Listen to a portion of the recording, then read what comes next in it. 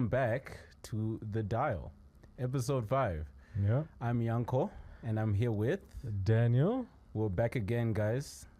And once again, thank you again for the supports. It's been a wild week, but we'll get to that, right? Wild week Yeah. is an understatement. For sure, man. Oh, yeah, for sure. Yeah, but it's been great, man. Yeah. It's been great. And just, thank you to everyone. But well, let's get the show started. So we have to talk about the breaking news in South Africa. Yeah. Rolex leaving South Africa. What do you think it means for us, Daniel? After 76 years? Wow. How do you feel about it? I think I'd say I'm surprised. Just because of how it's it's literally breaking news. Rolex, after 76 years, is leaving South Africa. Crazy. And you're like, what? And when I Absolutely saw it, I was like, crazy. what do you mean leaving? Like, what, we're just not going to have Rolexes anymore? What do you mean? What's going on? So I was a bit stressed. But I think, I didn't really look at in detail because I knew we were going to talk about it. Yeah. But I got the details for you, don't worry. yeah, but I can only assume it has to do with a business perspective, economics maybe.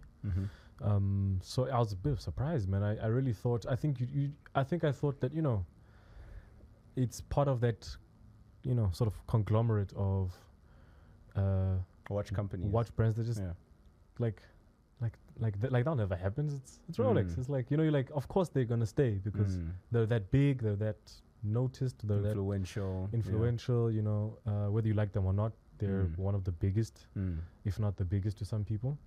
So yeah, man, I was definitely taken aback. I remember even we got a whole bunch of DMs like the day, like people were like, "Yo, did you see this? Check this out!" Sending us links to the article. True. Did you see? Literally blowing up. And we're like, "Whoa, what's going on?" You know. Yeah. So yeah, I must say, very surprised. But then again, I can only assume it comes from a business angle. So according to News 24, this is why they left. They say the Switch manufacturer is closing its office because local markets and conjecture have no longer warranted the presence of an official Rolex affiliate. So basically, in simple terms, Okay. consumer buying habits have changed, the market has changed. So basically, you're definitely on the money. So is that? Are you basically saying that people aren't buying Rolexes? There probably are people buying, but I think just thinking about it, maybe it's not enough, or maybe just the Yeah. market is just not there to Rolex's liking. But I really do think people are buying, but it's probably not as much as before, maybe.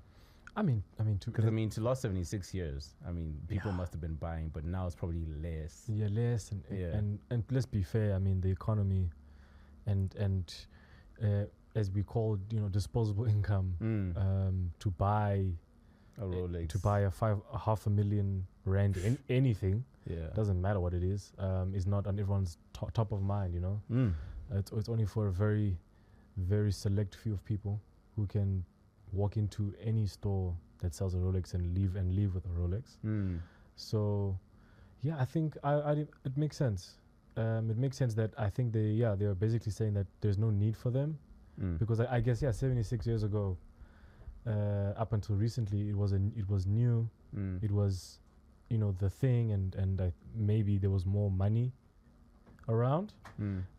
That's only an assumption, but I think hey, things change. It was surprising. You would think, again, being as big as they are, I guess I made the incorrect assumption to think that They would never leave, yeah. yeah, or like I didn't think of a reason, but then To when leave, yeah. when you actually explained it now that they're looking at the market and being like, there's no need for us being here, makes sense. Let me ask you this follow-up question. How do you feel that this sudden change will affect the grey market sellers with Rolex? Do you think the grey market sellers are rubbing their hands now? because markup can be nice now. Exactly. What does this mean for grey market sellers? I actually don't think anything's gonna change. Apart from Them getting more expensive, do you think? I think so, because now I think They'll have to... I think maybe now, because when a new Rolex drops, South Africa is not on top of mind because there is no office. There is retail, no main official affiliate. affiliate. So they're not naturally gonna come our way. So maybe, I don't know what is the correct word for it, but maybe for lack of a better term, like the shipping process of actually bringing it from Switzerland to here, will definitely increase the price. Probably, I can imagine, especially on your Chrono 24s, so certain Rolex models are gonna be very expensive. Also on your luxury times. Yeah, very expensive. I can imagine the price going up quite a lot. But for the grey market sellers themselves, apart from a new deal having to be struck with Rolex themselves, I think that's all that's going to really change. I think so, yeah. But Okay. yeah, I think, when we, that, for example, the 1908 perpetual being 580,000. Yeah, yeah. That already is a crazy number, but Yeah. I think it's going to be a lot more now. Just because to get it to South Africa automatically, regardless of the model, is going to be not as of a smooth process. Because maybe now you have to talk to more people. Yeah. Or it's just gonna take, like, in a logistic sense, longer. Longer to literally just get it, longer to get here. And you'll probably also be fighting with other people for the watches because now So they know now- that Rolex is now scarce. There's no affiliate now. Everyone's like, I've got to buy here. I've got to buy here. You are competing now. It's gonna be rough. It might be rough, actually. Now Bidding wars. Now that I'm thinking about it, it might be rough because, and naturally, depending on how big you are as a grey market, then you obviously have more buy-in. You have maybe more connects. You can organize things easier. But if you're a smaller guy, it's gonna be really hard on you. So do you feel that now that Rolex has left is the perfect opportunity to introduce a new wave of watch brands? Yeah. Do you think now there's a spoke gap about in the this. market? Do you think now that the king has left? I was about to say the king is dead. That's the king is not dead. That's crazy. The king is not dead. Comments but are gonna have you. It's giving up some land. It's giving up some land. But do you think now now is the perfect opportunity to introduce a new wave of watch brands? Do you think now that if you're a new watch brand, for example, do you think now is the perfect time to promote now that Rolex is gone? I think I think I understand your question. I think for sure that'll be my basic answer. Definitely. I think the nature of it now is there's a certain brand. The scarcity of it makes it more valuable by default. So I don't think Rolex is going to lose its, street cred, if you will. But now, because maybe you really want one, but damn, now I have to wait longer. The waiting list is even longer. So already. that'll make you feel more inclined to try out new ones. But then again, I think these new ones would have to definitely be on par in regards to the quality, because I agree. People who can afford a Rolex, and want a Rolex, you have to really convince them not to get a Rolex. Yes. But it has to your branding, your positioning, how you come across to a new demographic will have to be on par of how, again, Rolex, it's all about brand positioning. I've said this so many times already. It's third time now. But brand positioning is really the thing where if you make yourself look that good and already, sell that feeling that feeling, especially if you're new, because Rolex is far from new. But if you're especially a new guy, you need to sell that luxury, and hopefully you look as good, and hopefully you're more affordable. Because if you are, then that's perfect. You might get some good results. So depending on who you are and where you're heading, right now the Rolex is gone. You should, I think, we hope for, especially local brands. There's some of you. I admit I only know 2 from South Africa, but I think the more smaller global brands and local brands, locals and African, like we spoke last week, and other ones to come, is now actually a smart time, because if people are like, damn, I can't get this, but I really need one, it's like, oh, we're here, hello. Exactly.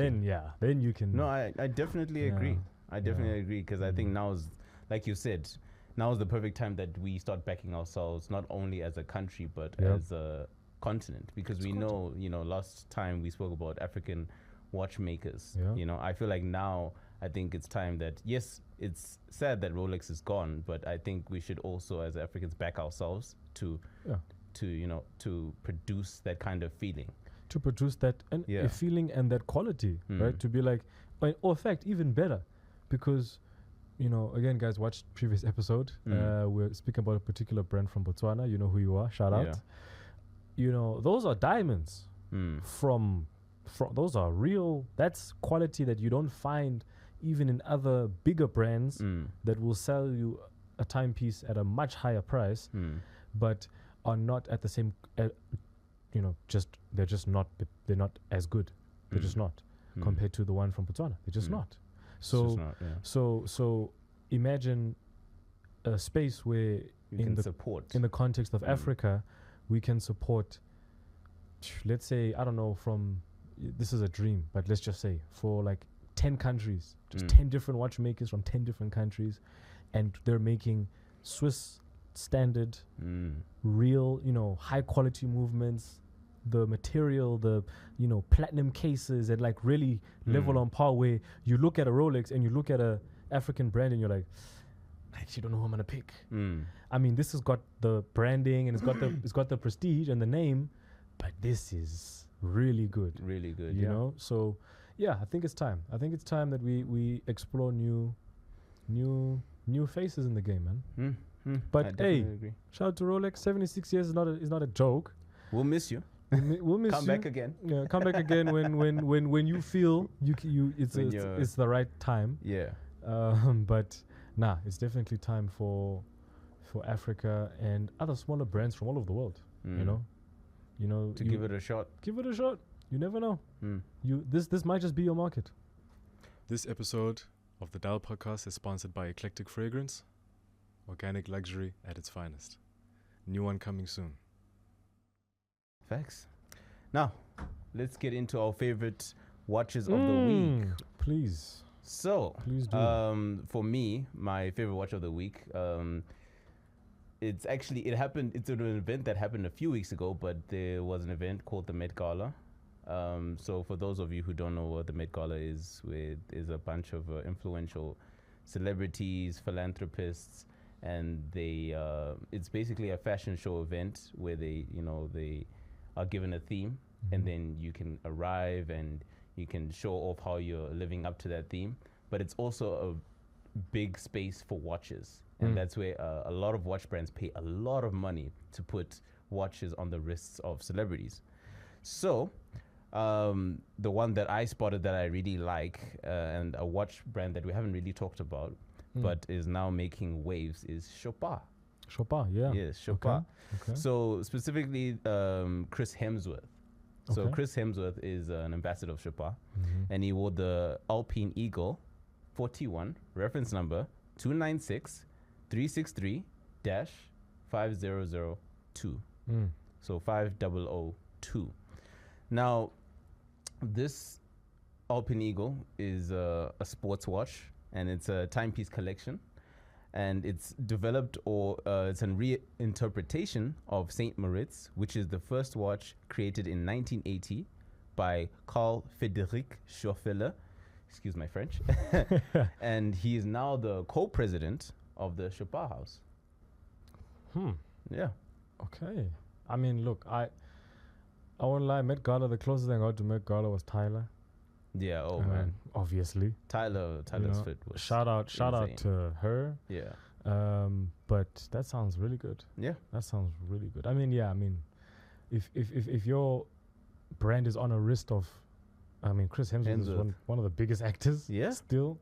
We all know him, we all love him. We all love him, Wow. Chopin. But I saw their socials, bro. Oh, man. So Chopin is going crazy. I mean, they're showing off at this point, to be honest. They are. Because they also make jewelry, So seeing a lot of the other, just pieces that they make in general, like, and how the aesthetic is so luxurious. It looks so good. Yeah. I'm a big fan. Yeah, they're doing really well. So the Chopard is crafted in 18 karat rose gold, Of course. and it has a chronometer certified movement. Mm-hmm. The case diameter is 41 millimeters, which is a good size. Mm-hmm. The dial is in a gray color Okay. by galvanic treatment. It's water resistant up to 100 meters. Okay. And there's a sapphire crystal case back so you can see the movement. And most importantly, the bezel is surrounded by perfectly cut white diamonds amounting up to 1.30 carats. That is icing out your watch done right. Yeah. That is icing out. Done right. Done correctly. When people say factory, yeah, that's what they mean. that's what it is. That it's made like that. You know, because I mean, I know. Any watch enthusiast, you know, cutting holes into a watch, especially a watch that you've already spent the money. It's meant to represent something. There's a story behind it. It's meant to give you this feeling, and then you add aftermarket diamonds on top of that. Yeah, man. Again, we know. Iced out. Yeah, I wanna. You know those clips where you pour the champagne and you shake the wrist. Yeah. Cool. That's what you want to. Cool. That's what you want to do. That's fine. But definitely factory. You know, handmade, put together. You can't go wrong. And I mean, you can't even compare. It just looks better. Because it again, it's made for those diamonds were made for this watch. Exactly. To give you that emotion. So I love it. I love it. So how much is the Alpine Eagle 41? Now on the website, it was given to me in Hong Kong dollars, which is 475,000 Hong Kong dollars. That sounds expensive. Yeah. And in rands, it's worse. Okay. In rands, it's 1.2 million rand for your Alpine Eagle 41. Now, on Chrono 24, you can find the lowest one going for around 720,000. As if that's better. Okay. As if that's low. As if that's like, I mean, if we're scratching budget here, yeah. so at least 720 is like 720 is like it's still high, but it's the lowest one. Yeah, so I mean, it's not that bad. Yeah. Okay. What's your favorite watch of the week? Men's watch. Bro, don't ask me serious questions. No, so my favorite one of the week is a brand we also haven't spoken about a lot. Frederic Constant. So. Okay. I believe, yes. You know, around the Watches and Wonders, they released the new moon phase. The classic moon phase date manufacture. Okay. I like, personally, I like the one with the alligator strap. And it's like a very forest green, nice green dial. Okay, I think I may have seen it. I think you've seen it. Yeah. It comes in an array of colors, guys, but I just really like the green one. But you know the word manufacture? Yeah. In the actual naming of the Frederic Constance there's a history behind that, right? So actually, as you know, Frederic Constant was started in 1988, right, by Alita and Peter Stas, right? But only in 2004, Frederic Constant entered the upper echelons of Swiss watchmaking. That's when they started to develop and produce their own in-house calibers for their watches. So then they, were now manufacturing. So the very first manufacture was named after that sort of feat to say, we've reached, making our own calibers now. And so this is the first watch, manufactured by us. These calibers were manufactured by us, hence the name manufacture. This particular watch, guys, is designed for everyday wear. It's a dress watch. It's a daily watch. At the 6 o'clock hour mark, there is a single window that brings two complications together. Okay. And not surprised by the name, moon phase, right? You have the moon phase and you have the date reader. Yeah. So it goes like around the moon phase, going from, I believe, from the 1st to the 31st in terms of dates of any month. And fun fact that the moon completes one circle of phases across its star-studded background in precisely, on the watch, 29.5 days. Wow. Regardless. Accuracy to the max. To the max, right? Stainless steel case, You know, the case is stainless steel color even. Movement is an automatic with a reference of at FC-716. 72-hour power reserve. The dial color is in British Racing Green. Sorry, that's the actual name of the color, British Racing Green. You know, I mean, we that I don't know what's so special about that green, but it just looks good. I think Aston Martin popularized it a lot. It just looks good on everything. Yeah, it just that does. That green just works. Sunray finish, so very, very beautiful, and alligator leather strap. Again, you know me, I'm a sucker for classic watches. I love the sleek design of it, and again, the fact that it's an everyday watch is good for me. Just makes it so much more better. You know, I don't have to, I can pair it with, I can dress it up, I can dress it down, you know, 3-piece suit, leather jacket, doesn't matter. It's great. Leather on leather, can't go wrong. Perfect. Going for a lovely 77,800 rand. That is for the Frederic Constant. Classic moon phase date manufacture. In any color, personal favorite. That's a pretty penny. British Racing Green. Yeah. For 77,800. Actually, and maybe more specific, and 72 cents. Wow. Always got to add in the cents. But let me ask you this question, right? A lot of people say that the mumblings I'm hearing from the watch industry is Frederic Constant, the brand, used to be great back then. But according to like a lot of what you hear in the watch world, is they saying that Frederic Constant is no longer there. They kind of fell off. They used to be great watchmakers, but now it's kind of like, what do you think about it? What do you think about Frederic Constant right now? Because people say that, hey, this was a great watchmaker. He was great, but people feel now it's not there. I mean, my bias is not to the brand, but is to the style of watch. I like the cleanliness, right? The very sleek design of it, and I appreciate the fact that maybe it's because a lot of their stuff looks the same.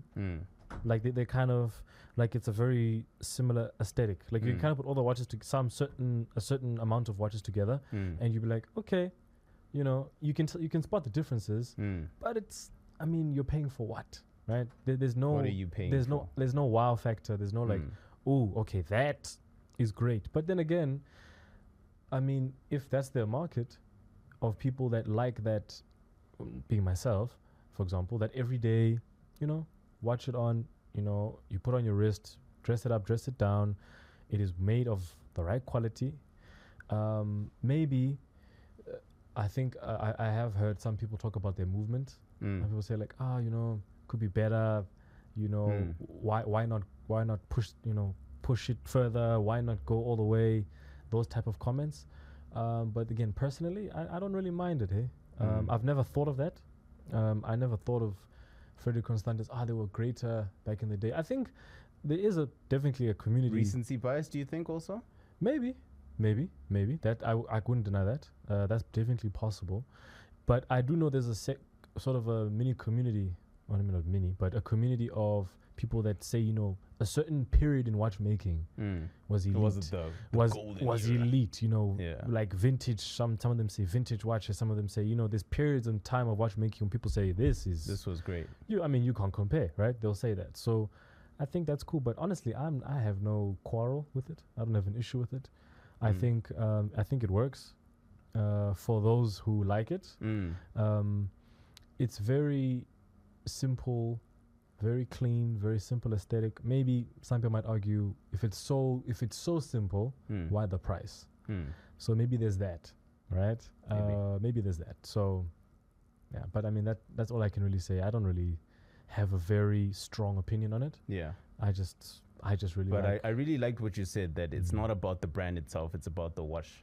It's about the watches that they make. Yeah, it's about that determines that, you know, if you like it or not. Yeah. Now, for example, if the quality was terrible and they were still selling for 77,000 rand, then I'd say, okay, what are we doing here? Yeah, I'd be like, okay. Well so we're spending that kind of money on something that is definitely not worth that amount of money. So I would easily, if that was the case, then I would be like, no, they of course they're much better because they used to make better watches.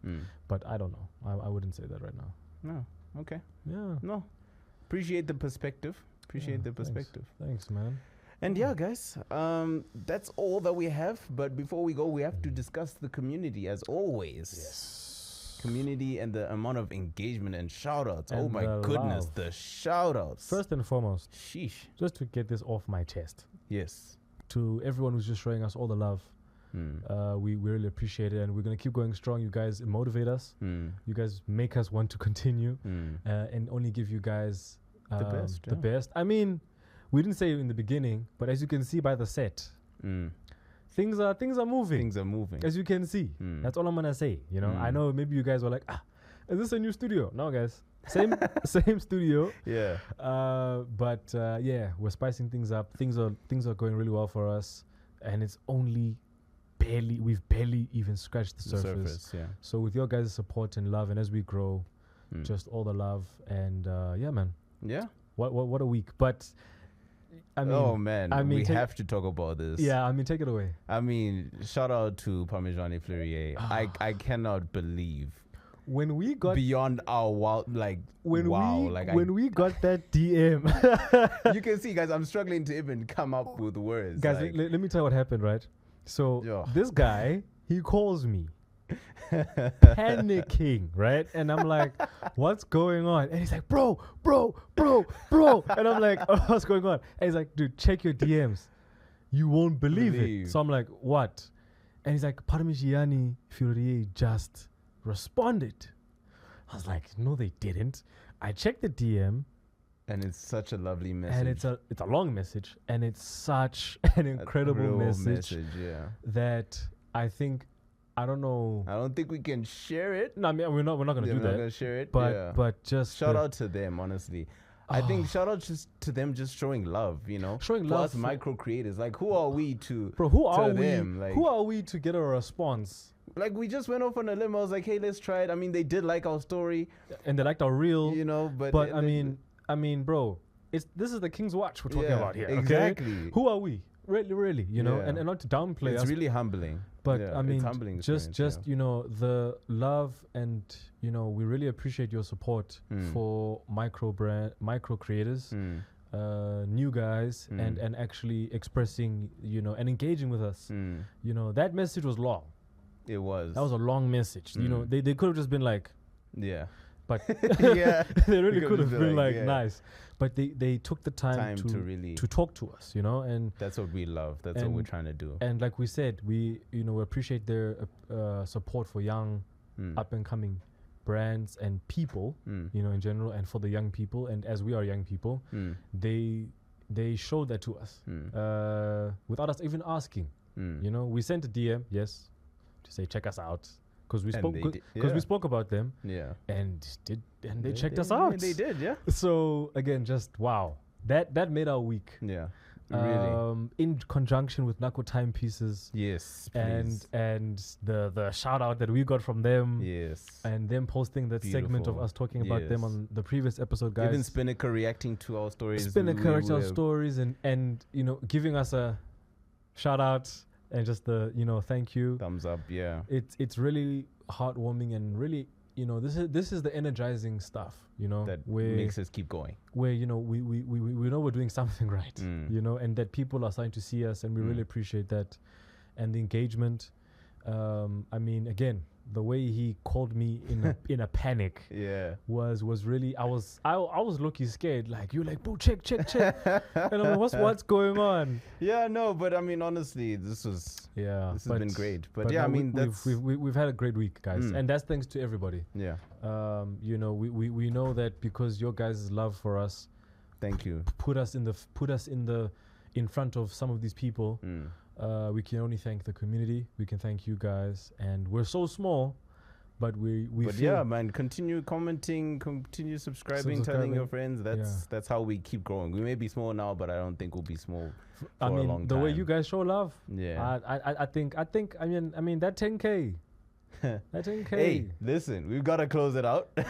yeah, let's close it out. We've got to man. close it out before we close start it yapping. Yeah, But we're just excited. yeah, But- no, thanks for joining us in episode 5. Episode 5. Like, subscribe, And share, please comment. engage with us. What was your favorite watches of the week, guys? Yes. Ask us any questions. If we can answer, we'll answer. If we don't know, we'll figure it out together. Yeah. As and usual. as always, Stay on the watch. Bye.